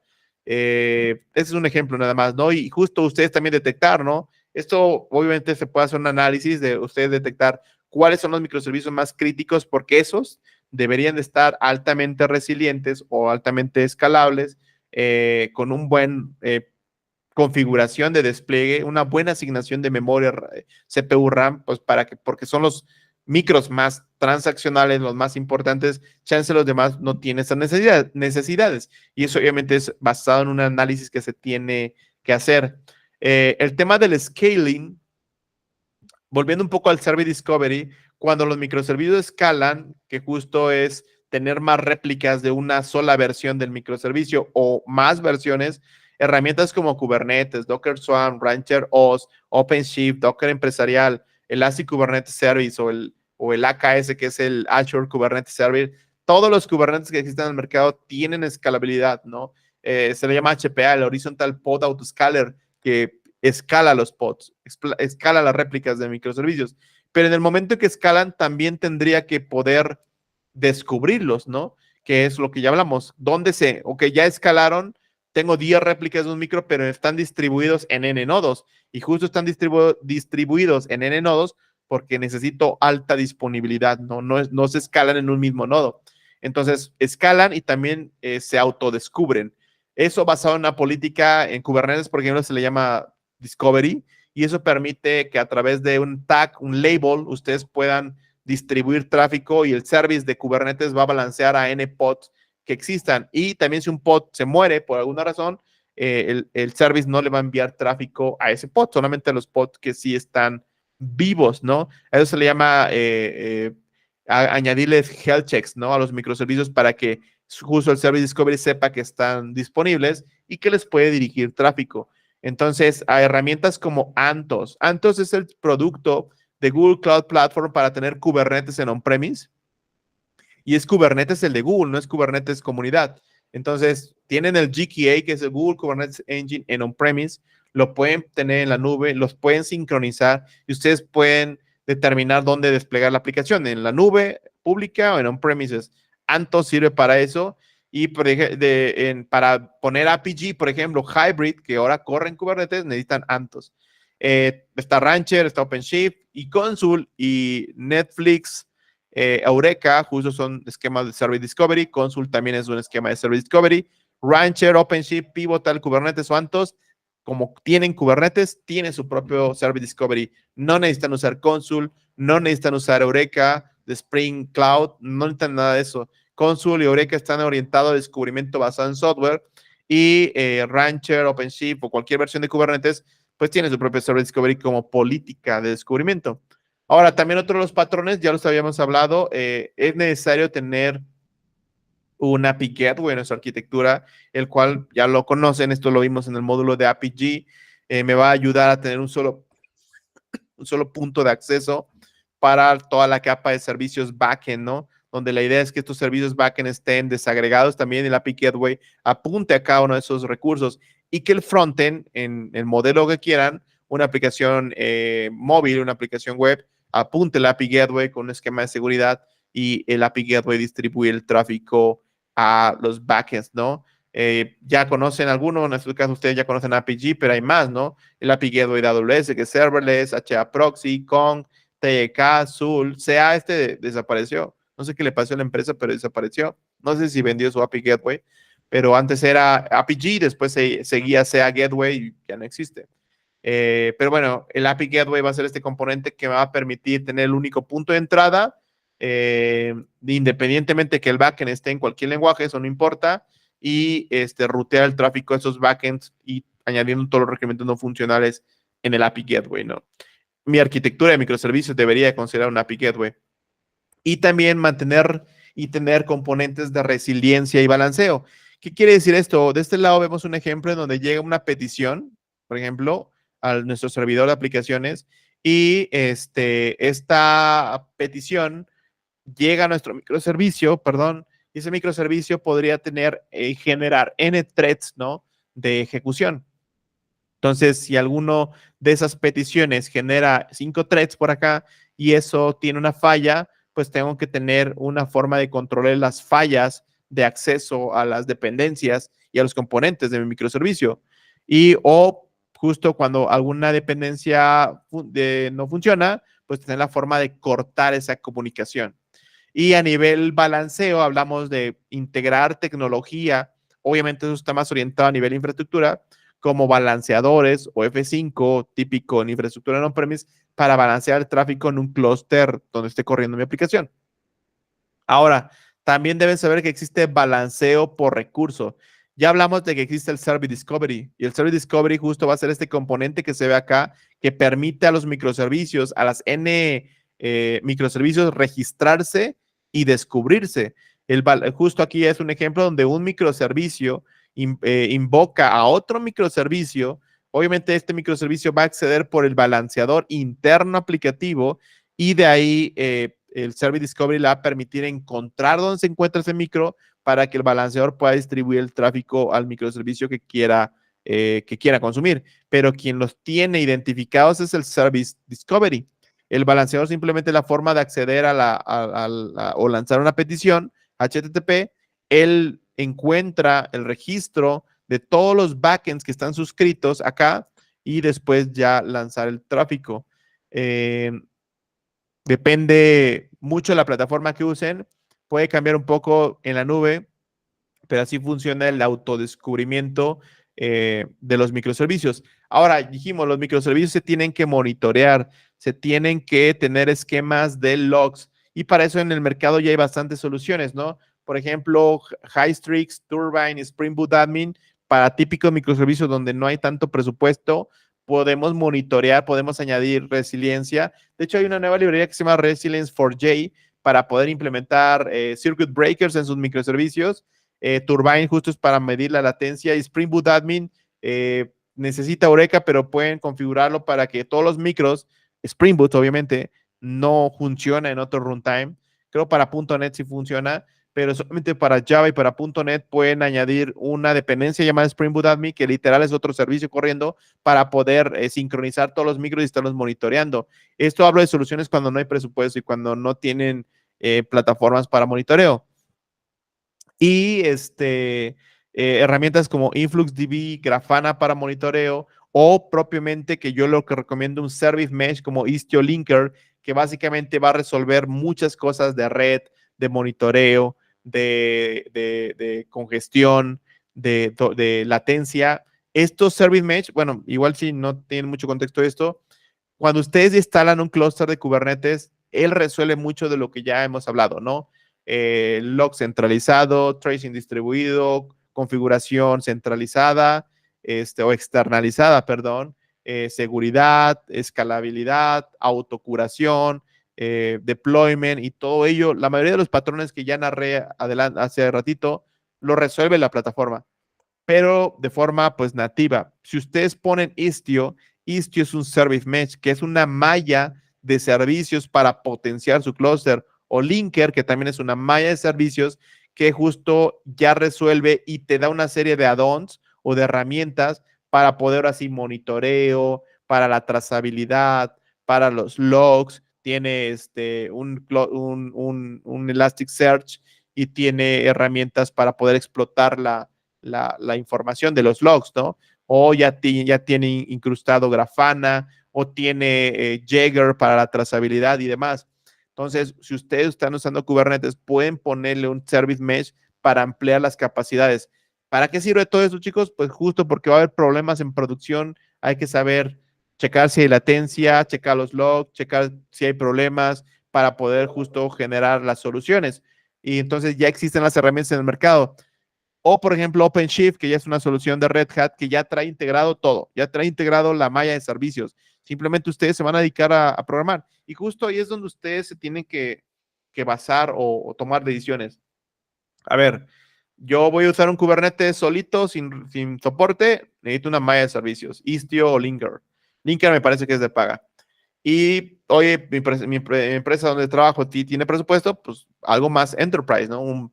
Un OpenShift, un Anthos con la solución de Google Cloud para un Kubernetes, ¿no? O un Rancher, ¿no? Para poder poner también un clúster de Rancher, que literal es un Kubernetes, pero con soporte, con licenciamiento y demás. Entonces, para cosas empresariales tenemos que poner algo que tenga licenciamiento y garantías. Lo que quiero que se lleven es que los microservicios tienen que estar monitoreados todos a nivel infraestructura y a nivel microservicios, y también va a haber una gestión de los logs para poderlos descubrir, para encontrar patrones, por si truena, porque no quiere decir que cuando las aplicaciones son basadas en micros no van a tronar o no va a haber problemas. Los habrá, pero necesitamos ahora una serie de herramientas justo para poder monitorear, para extraer los logs, para acceder a los containers en tiempo de ejecución para encontrar un comportamiento inesperado, ¿no? Y hay unos stacks en el mercado como el Elastic Fluentd Kibana o Elastic Log Stash Kibana, que básicamente son una serie de stacks que les permite monitorear, ¿no? Sus pods, y dentro de los pods están sus containers, y en los containers están sus aplicaciones, ¿no? Importante que lo hagan. Si ustedes no monitorean, no checan los logs, un día habrá un problema en producción y no habrá forma de encontrarlo. Para eso sí tenemos que integrar esta serie de herramientas. Y otro de los patrones, que ya lo vimos como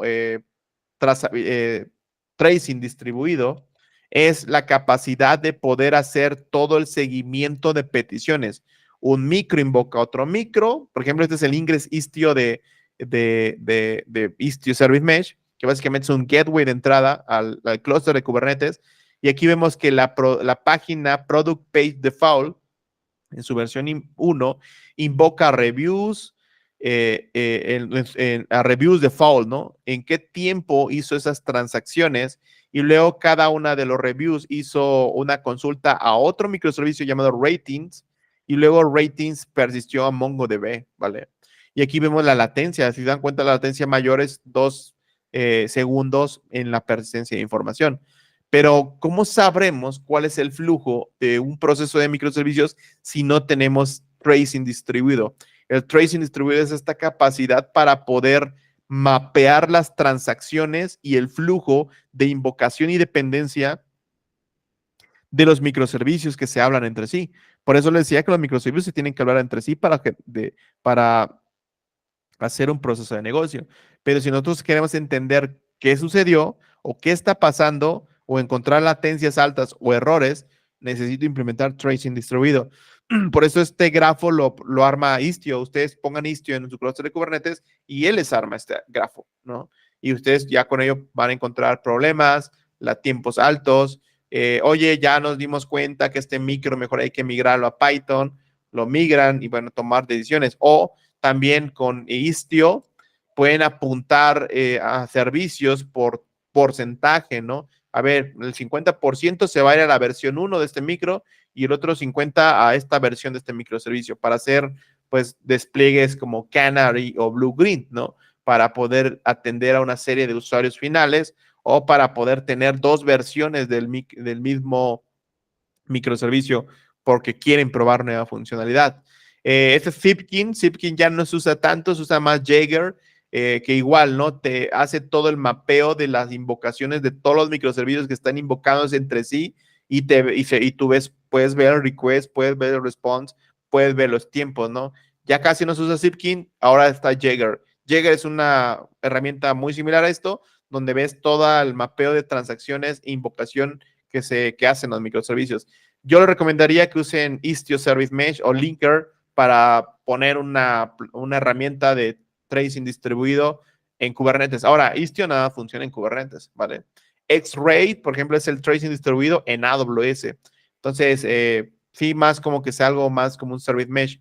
Y ahora importante, ya lo habíamos hablado, ¿no? Implementar CI/CD para sus aplicaciones, ¿no? Sería un antipatrón no hacerlo. en donde no importa el runtime, hay que generar los repositorios, ponerlos en un GitLab, en un GitHub o en la Code Commit o en la herramienta que quieran, tener una herramienta de CI/CD para construir pipelines que estos desplieguen un jar, un WAR o un container o en la nube o en un premise, no importa, pero sí implementarlos desde el día uno, porque si no, eso va a generar un caos de servicios y va a ser un despliegue pues a mano, ¿no?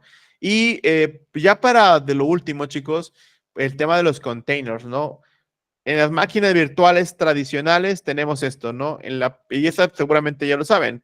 Una máquina virtual obviamente está hospedada en un hipervisor y ese hipervisor tiene un sistema operativo propiamente de hipervisores que me permite generar máquinas virtuales. ¿Qué es una máquina virtual? Es la emulación del hardware físico del hipervisor, ¿vale? Y ahí vamos a poner aplicaciones, aplicación A, la aplicación par A y la aplicación B. Cada aplicación tiene sus dependencias, configuraciones y demás, pero todo está puesto en una máquina virtual. Y en los containers no va a ser así. Voy a tener un host base, un sistema operativo base, donde corren los containers. Y aquí tengo A par, B par y, bueno, 3B par, ¿no? En donde en el container, solamente en el container voy a tener sus dependencias, el ejecutable y sus configuraciones. Y todo está embebido en el container. Antes todo estaba en una máquina virtual. O sea, aquí hablo de una aplicación, pero si esto dijéramos que fuese una base de datos, Oracle, un MySQL, un Postgres, normalmente decimos, esta máquina virtual es para un Jenkins, esta máquina virtual para tal base de datos, esta máquina virtual para mi JBoss, para mi Tomcat, para mi IIS, para mi Yeti, para mi lo que quiera, ¿no? Pero normalmente como que toda la máquina virtual o todos los recursos va a usar esa máquina virtual para todo lo que vive ahí. En los containers, ¿no? Los containers, cada uno representa una aplicación, ¿no? O si tengo N réplicas, pues representa las réplicas o las instancias de mi propia aplicación en un host base, ¿no? Entonces, la diferencia entre las máquinas virtuales y los containers son esos. Ya lo había dicho, la máquina virtual es la abstracción del hardware físico del hipervisor y un contenedor va a ser una virtualización muy ligera de mi aplicación. Las máquinas virtualizo hardware, container virtualizo aplicaciones, ¿vale? Y obviamente es una forma de distribuir mis aplicaciones. Y ¿qué me ayuda un contenedor? Pues a portabilidad. Poder distribuir mi aplicación en donde quiera, en la nube, en on-premise, en N computadoras, portabilidad de distribución, ¿no? Ya sea de un servicio o ya sea de mi aplicación. También usar de una forma más eficiente los recursos. ¿Qué quiere decir esto? Cuando yo pongo en una máquina virtual una base de datos, yo le digo 4 CPUs, 16 gigas en RAM, todo dedicado para esa máquina donde va a estar mi base de datos. O va a haber no sé, un Tomcat o un WebSphere Application Server. Todos los recursos se los pones a esa máquina virtual porque ahí va a estar viviendo, pues ese servicio, ¿no? Ese servidor. Con los containers la idea es que no, solamente el cómputo necesario para poder correr tu microservicio, tu Jenkins, tu base de datos containerizada y solamente los recursos específicos que requiere, súper pequeñito, ¿no? Justo la idea es que las máquinas virtuales, o por ejemplo en la nube, en Google Cloud, en AWS, una máquina virtual se aprovisiona en 4 o 5 minutos. Un container se aprovisiona en segundos, ¿no? Obviamente la primera vez va a ser lento porque va a ser la bajada de la imagen, pero de ahí va a ser rápido. Todos los containers tienen un aprovisionamiento rápido y se destruyen súper rápido. Las máquinas virtuales no sucederá eso. También normalmente cuando creo una máquina virtual le atacho storage, o sea, para guardar data. Los containers son opcionales, normalmente no le voy a atachar storage, ¿vale? Por lo cual es un esquema más económico. Y pues obviamente son más ligeros a comparación de una máquina virtual donde tengo CPU, RAM. No digo que el container no tenga CPU, RAM, pero le pongo más específico a una definición de máquina virtual que lo que corra ahí chupa todos los recursos definidos en la máquina virtual, a menos que le digas cuánto. Por ejemplo, en la JVM, ¿no? Que le puedo decir cuánta memoria con la cual va a operar. Pero normalmente eso no lo hacemos. Normalmente todas las aplicaciones tienen a jalar toda la capacidad de la máquina virtual. Y a través de una imagen Una imagen básicamente es un template de todo lo que va a tener su container. Sistema operativo, dependencias, su aplicación, puertos, storage si requieren, variables de entorno. Toda esa definición de imágenes, lo que va a vivir dentro de su container. Y entendamos así, para que se entienda mejor, un container es un mini sistema operativo, una mini máquina virtual. Entonces, si ustedes quieren correr una aplicación Java, ¿qué necesitan? Pues tener la JVM, ¿no? Entonces dice, a ver, si eso lo corro en Linux, ¿necesito todo lo que trae Linux? No. Necesito solamente alguna parte de lo que el sistema operativo Linux representa, tener la versión de la JVM para poder ejecutar mi aplicación y ya. Eso quiere decir que no necesitan todas las dependencias del sistema operativo, ¿vale? Por eso decimos que los containers es una mini máquina virtual, ¿vale? Entonces, eso les puede, bueno, esa es la representación más fácil de decir, es una virtualización súper ligera con lo único que necesita su aplicación para funcionar. Eso lo define en una imagen y cuando lo ejecutan, eso se convierte en un container. O sea, un container es la instancia de una imagen. Y ahora lo importante es que pueden tener N réplicas de una misma imagen. ¿Qué quiere decir? Las mismas dependencias, el mismo sistema operativo, su misma aplicación, N veces, ¿vale? O sea, ejecutado, en ejecución, N veces. Y eso justo genera alta disponibilidad, mayor resiliencia de la aplicación. Obviamente todo esto son más como patrones pues, de infraestructura. Pero los containers justo va a ser esta forma de distribuir mi aplicación con lo único, con lo base que necesita, ¿vale? Y bueno, también vamos a hablar un poco de los Docker containers. Todo este tema de los containers viene de los Linux containers, ¿vale? O sea, tecnología Linux container ya existía. Docker adopta esa tecnología. Docker es el nombre de la empresa y ellos generan su propio engine para que ustedes puedan generar containers Docker, pero son Linux containers. No hay Windows containers, no hay Mac containers.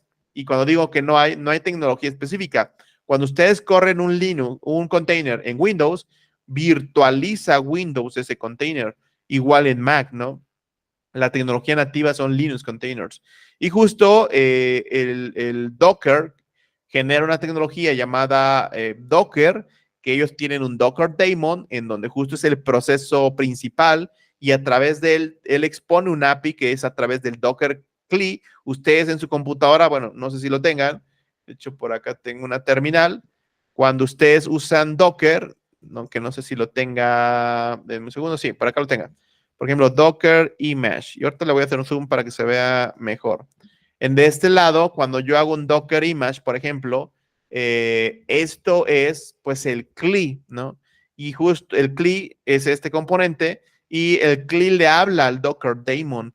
¿Para qué le habla? Para que podamos crear imágenes, network, containers, volúmenes y demás, ¿vale? Entonces el Docker CLI es la forma de estar pues interactuando con el Docker Daemon, que es para poder ya crear containers, imágenes y demás.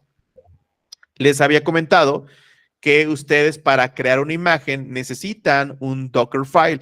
El Dockerfile no es más que un manifiesto que tiene todas las instrucciones de lo que va a tener una imagen, ¿no? Y ese manifiesto, ese Dockerfile, que es un archivo que tiene todas las instrucciones de su imagen, que es sistema operativo, aplicación, dependencias y configuraciones, cuando ustedes generan una imagen, se basan en un Dockerfile y ese Dockerfile básicamente al momento de hacer una construcción crea una imagen y esa imagen al momento de ejecutarla crea un container. Pero todo parte de un Dockerfile, donde ahí ponen sistema operativo, aplicación, dependencias, configuraciones y a partir de él crean la imagen base.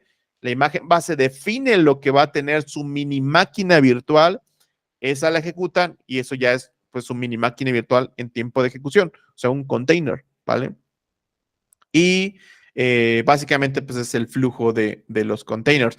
De hecho, si están interesados, creo ya les había mencionado, tenemos cursos gratuitos todo el mes de febrero de contenedores, de API que ustedes ya saben, un buen de AWS y cosas por el estilo, pero pues quien quiera entrar a temas de contenedores, hay unas webinars ahí gratuitos que ustedes los pueden aprovechar. Y bueno, chicos y chicas, no sé si tengan alguna duda en específica del tema de microservicios. Obviamente esto era una parte pues introductoria, teórica. Quien guste también tomar un curso ya pues para ver ejercicios de container, de micros, de patrones, tenemos uno que les recomiendo bastante. De hecho, si alguien está interesado, el curso ya fue la primera sesión, pero la primera sesión es mucho de lo que vieron hoy teórica, ya la parte de prácticas eh, empieza el 10 de febrero, que es este sábado, por si alguien quiere ya meterle el tema de micros a nivel implementación, puede tomar ese curso, todavía hay lugar, entonces si a alguien le interesa. Y pues bueno, chicos, agradecerles su tiempo, veo que pues llegaron pocas personas hasta acá. Dice Rafael, Kubernetes absorbe bastante memoria, sí, y justo por eso siempre, bueno, les comentaba, tener una arquitectura de microservicios es caro, ¿vale? A menos que usen la nube pública. La verdad, en la nube pública les va a salir muy económico, pero implementar una plataforma de Kubernetes en on-premises con Pivotal, OpenShift, Antos o algo por el estilo, muy caro. Obviamente esos costos los puede absorber una empresa grande sin problemas, también les va a traer un buen beneficio, pero en la nube todos podemos montar algo para aprender y va a ser muy económico. Y volviendo a lo que les decía, chicos, muchas gracias por entrar al curso, por atender sus sesiones. Van a tener acceso de por vida a los videos. Si se dan cuenta, los pueden descargar, es material de ustedes. Sí hay políticas de que no pueden compartir el material a otras personas, o sea, tienen derechos tal cual esos videos, pero ustedes pagaron por su acceso, ¿no? Pues ustedes pueden reproducirlos. Entonces, sí, cuiden mucho esa parte. Les van a entregar sus diplomas de participación del curso, ya tienen todos sus datos, entonces les van a llegar a su correo el diploma y pues me gustaría, si me pueden apoyar, por favor, les vamos a llegar una encuesta para que me puedan calificar, para que puedan ahí eh, aportar todos los comentarios en lo que pueda mejorar, en qué le podemos cambiar algo. Yo les agradezco por tomar el entrenamiento. Es un entrenamiento que yo lo he dado esto muchos años y muchos cursos de este tema en específico lo hemos dado no solamente aquí en Apix Cloud Training, sino en otras empresas. Entonces, no es por presumir, pero no van a encontrar nada de APG en español y como digerido, como lo vimos, ¿no? Práctico, no existe. Y los cursos que existen de Google, que están en Coursera, que obviamente también se los podemos pasar ahí los links, están en inglés y no va a ser así, es teoría, ¿no? Entonces, la verdad, nosotros nos sentimos contentos por ser yo creo que los únicos en México, en América Latina, que tienen un entrenamiento de ese tipo. Y pues agradecerles a ustedes que ustedes estuvieron acá tomándolo, aprendieron y me gustaría si pudieran, puedan prender su cámara igual para tomar una captura ahí de los que están acá, obviamente si pueden.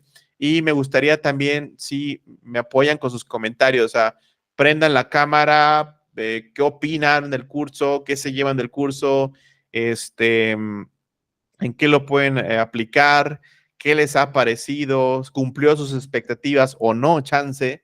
Es bienvenido la retroalimentación. Entonces, si comenzamos contigo, Rafael, y si pudieran prender la cámara, súper bueno, para conocernos y pues dar un poco de feedback de qué les pareció este entrenamiento en estos pues, últimos minutos que quedan.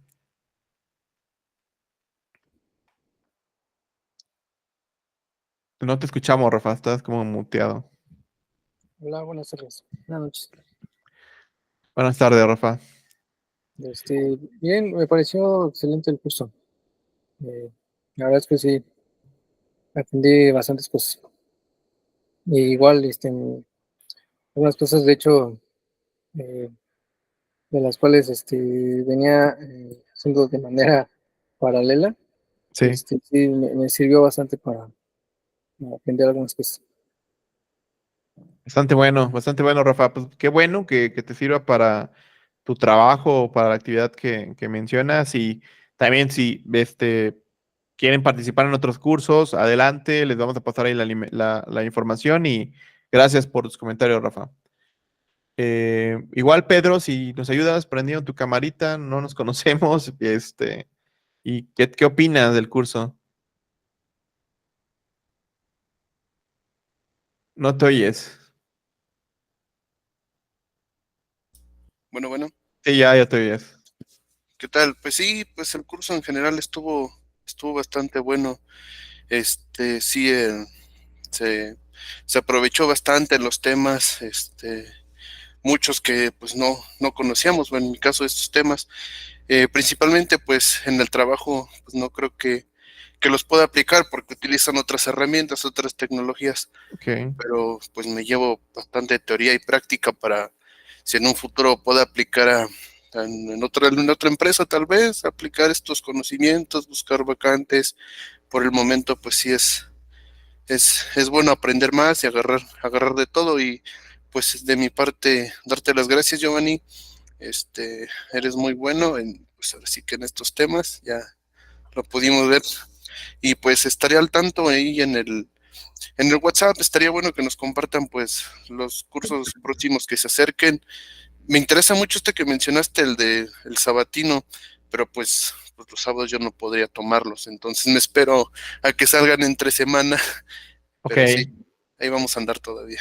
Pues Perfecto, Sebas, muchas gracias. De hecho, ahorita que decías tema de las vacantes, a nosotros en Apix nos llegan bastantes vacantes, ¿no? O sea, en el sentido de que quieren API developers. Nos acaban de llegar unas para Estados Unidos y otra para un cliente en México. Nosotros les pasamos ahí las referencias. También obviamente importante que nosotros nada tenemos que ver con estas empresas, pero sí nos llegan, como normalmente estamos generando contenido que tiene que ver con APG, pues nos llegan esas vacantes, nosotros se las podemos compartir y la verdad están bastante buenas, 100% remotas. Sí piden inglés porque es para un tema en Estados Unidos, pero otra era también para en México. Entonces, si gustan, se las compartimos ahí en el chat. Quien quiera aplicar, pues bastante bueno. Y más porque se dieron cuenta, la verdad, en cuestión de lo que ya saben de APG, es lo que piden en el mercado y piden hasta menos, ¿no? En el sentido de menos porque pues chance hasta ni describen bien pues las vacantes, ya saben qué sucede. Entonces, quien esté interesado puede escribirme directamente o ahí en el grupo les podemos compartir vacantes de APG Developer avanzado, intermedio que hay y que la verdad sí están pues muy buenos los sueldos. Entonces, quien guste aplicar, ¿vale? Gracias, Pedro. Eh, Ahí, Rubí, si igual, ¿qué opinas? ¿Qué opinas del curso? ¿Qué es lo que más te gustó? ¿Cumplió tus expectativas? ¿Qué puedes comentarnos?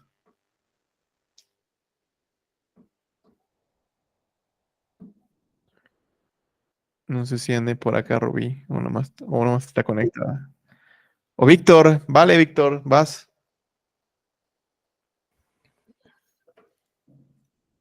¿Qué onda? Buenas noches.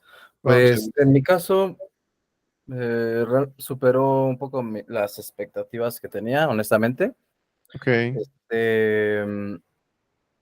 Es el primer curso que tomo acá con Apex Cloud y me gustó, bastante práctico, muy bien explicado, los ejercicios pues sencillos y el acceso al contenido por más tiempo está súper.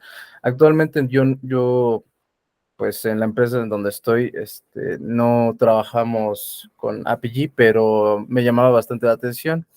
Sin embargo, esperaba, como que yo tenía un concepto más técnico, sumamente especializado del curso, pero me di cuenta que abordaste muchos temas como relacionados más con teoría y arquitectura, y eso estuvo muy padre.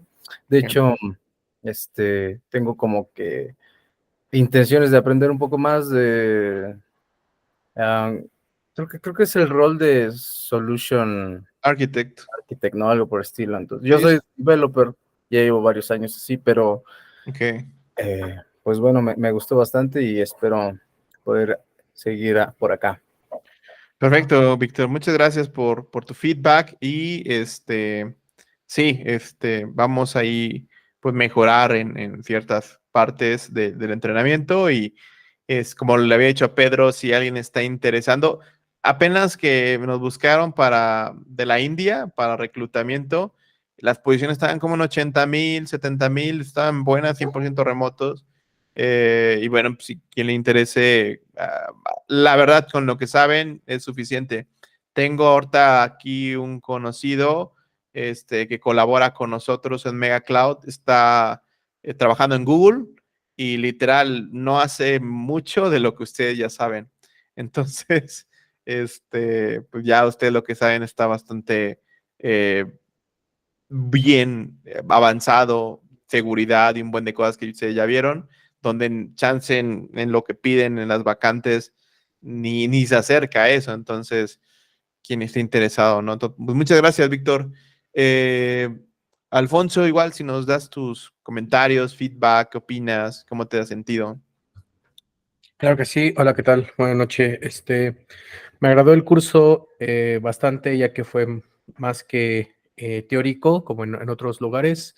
Hay mucha práctica, ¿no? Y más que nada en tiempo real, ya que algunos cursos pues solamente comparten el material y te dan la teoría y tú hazte bolas, ¿no? ¿No? En este caso sí me gustó que fuera todo bien explicado, teórico, y también los otros temas que se estuvieron profundizando acerca de arquitectura.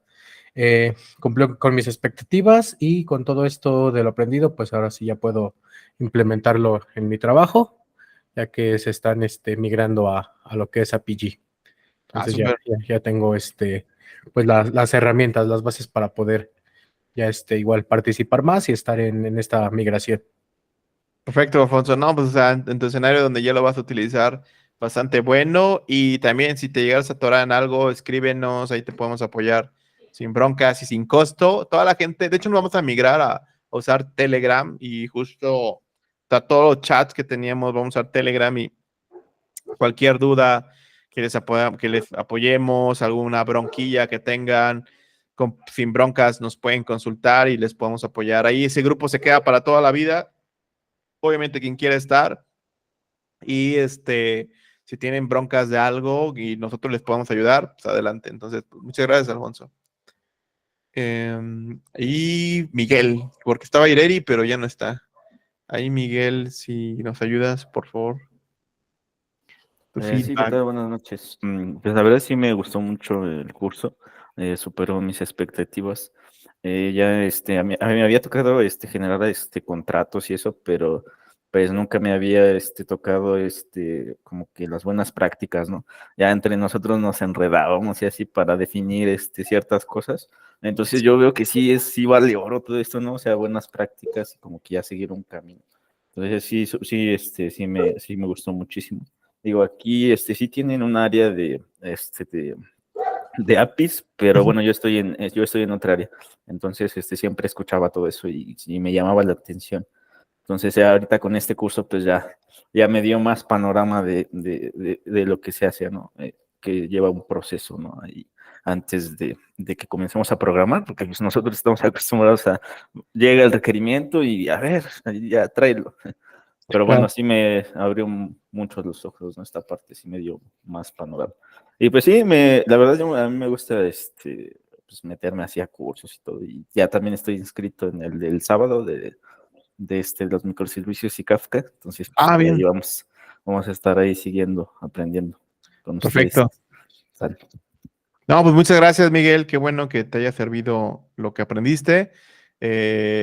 También, se me había olvidado decirlo, los que hayan tomado algún curso en Apix tienen descuentos en los demás entrenamientos que se tienen. Entonces, quien quiera tomarlos, pues ya tienen un descuento más de los descuentos que ya se ofrecen. Y pues bueno, gracias ahí, Miguel, por tus comentarios y a nosotros nos sirve para mejorar, para meter más ejercicios o para ver en qué podemos mejorar, ¿vale? Muchas gracias. Y creo que ya nadie falta, no sé si Rubí estés por acá, porque te veo conectada, pero no sé si estés. Creo no está Rubí, pero bueno. Sí, estoy aquí. Perdón. A ver, así para. Qué bueno, Perdón, es que me hablaron para un servicio. no te preocupes. Sí, Hola. estamos en las preguntas de ¿qué te pareció el curso? ¿Cumplió tus expectativas? ¿Cómo te sentiste? Sí, ¿Cómo lo viste? totalmente. La verdad es que sí, cubrió mucho mis expectativas. La verdad, Me hubiera gustado inclusive poder profundizar la primera parte que vimos de todos los contratos, los YAML. Ahí siento que nos fuimos un poquito rápido, pero sí, en general sí cubrió toda mi expectativa y la verdad sí estoy completamente satisfecha con todo lo que nos enseñaste. El ritmo también se me hizo que estuvo muy bien y los contenidos, entonces yo por aquí los sigo en los demás cursos.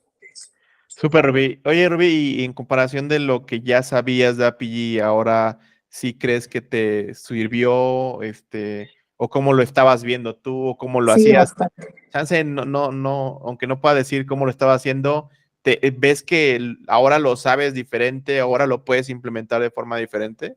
Sí, con las buenas prácticas. O sea, realmente nos enseñaste mucho el tema de buenas prácticas, de hacerlo de forma ordenada. Como lo estamos haciendo, pues la verdad es que no había mucho orden, faltaban muchas cosas. Entonces sí me abrió un panorama así súper amplio. Me hubiera gustado tomarlo hace 3 meses, porque me tuve que meter sola a lo de la película. Pero sí, la verdad es que sí me vino a complementar todo lo que ya había visto. Bastante bueno. Gracias, Rubí, por ahí tus Gracias. comentarios, ¿no? Ustedes. Y pues, chicos, muchas gracias nuevamente por su tiempo. La verdad fue siempre invertir tiempo en algo, pues es una inversión, que lo vemos y como les decía, ¿no? O sea, hay vacantes bastantes buenas. Quien esté interesado, te las mandamos sin problemas. Y pues gracias. Su reconocimiento les van a llegar el día de mañana. Ahí también si nos pueden taguear en LinkedIn y todo ello estaría bastante bueno. Y pues el grupo, como les digo, se va a migrar a Telegram para tener más ahí comunicación. Si alguien tiene alguna problemática, alguna bronca, les ayudamos, les asesoramos. Nada más ahí aguántenos tantito con el tiempo porque normalmente estamos dando training en otros lugares, en otros horarios, pero seguramente les vamos a responder. Y pues bueno, agradecerles. Muchas gracias. Ya no estaba Ireri, entró hace ratito, pero gracias a todos y pues cualquier cosa que necesiten, estamos a la orden y descansen. Ahora sí ya pueden descansar un buen. Ahí, Víctor, adelante. Sí, solamente quería hacer como un comentario extra por ahí, ahorita que mencionaste. Quizás sería un poquito valioso por ahí poner nuestras redes de LinkedIn, quizás hacer match para estar en contacto, ¿no? Ampliar nuestra red para el futuro. Súper, sí, lo podemos hacer sin broncas. Y también les vamos a pasar todos nuestros canales de redes sociales para que nos sigan y ahí van a ver un buen de contenido, entonces, sin problemas. Entonces, chicos, gracias nuevamente. Ahora sí, las semanas que vienen a descansar y espero verlos en otro entrenamiento y estamos en contacto. Muchas gracias y cuídense. Hasta luego. Bye, bye. Descansen. Gracias.